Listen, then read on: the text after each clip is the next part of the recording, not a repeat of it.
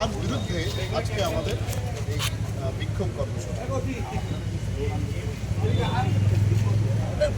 এই মুখ্যমন্ত্রীর একদম নেতৃত্বে একটা রেপ ফ্রেন্ডলি সরকার, রেপিস্ট ফ্রেন্ডলি সরকার চলছে পশ্চিমবঙ্গ জুড়ে, সেই দার্জিলিং থেকে সুন্দরবন পর্যন্ত সর্বত্র। আজকেও সন্দেশখালীতে একটা রেপ হয়েছে। তো এই যে রেপিস্ট ফ্রেন্ডলি সরকার চলছে সারা পশ্চিমবঙ্গ জুড়ে, আর এটা পুলিশ মন্ত্রী হিসাবে মমতা ব্যানার্জির উপরে তার দায় বর্তায়, মুখ্যমন্ত্রী হিসাবে মমতা ব্যানার্জির উপরে তার দায় বর্তায়। সেই জন্য আমরা মুখ্যমন্ত্রীর পদত্যাগ চাইছি। দফা 1, দাবি 1, মমতা ব্যানার্জির পদত্যাগ।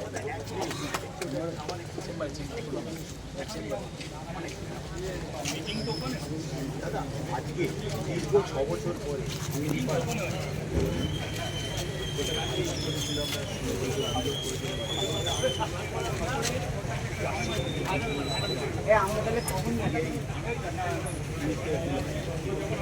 এটা তো হওয়ারই ছিল।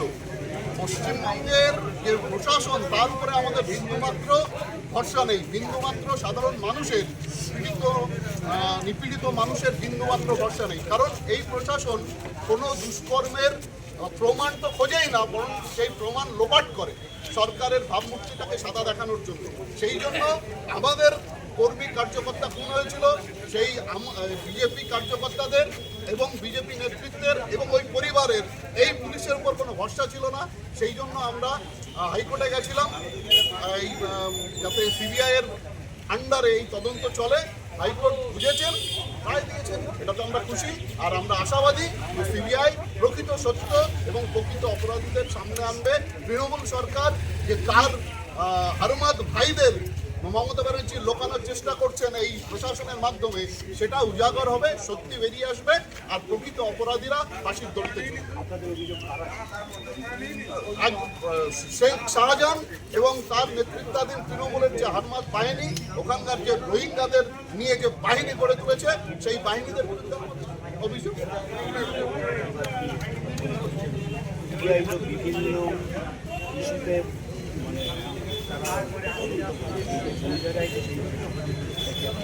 দেখুন, বিচার ব্যবস্থা, ভারতীয় বিচার ব্যবস্থা যেমনভাবে আছে, আমাদের হয়তো একটু দেরি লাগবে। বিচারের আদালতের কাছে বিচার হয়তো দেরিতে হবে, কিন্তু অবশ্যই বিচার, সঠিক বিচার হবে। সিবিআই সঠিক তদন্ত করবে। ঢের হ্যাঁ আর আন্ধের নেই। আমাদের এই অবস্থান বিক্ষোভ এখানে আমাদের পরবর্তী বক্তব্য হিসেবে ডেকে নেব আমাদের মহিলা মোর্চার জেলার প্রাক্তন জিএস মিতা চক্রবর্তী মহাশয়কে।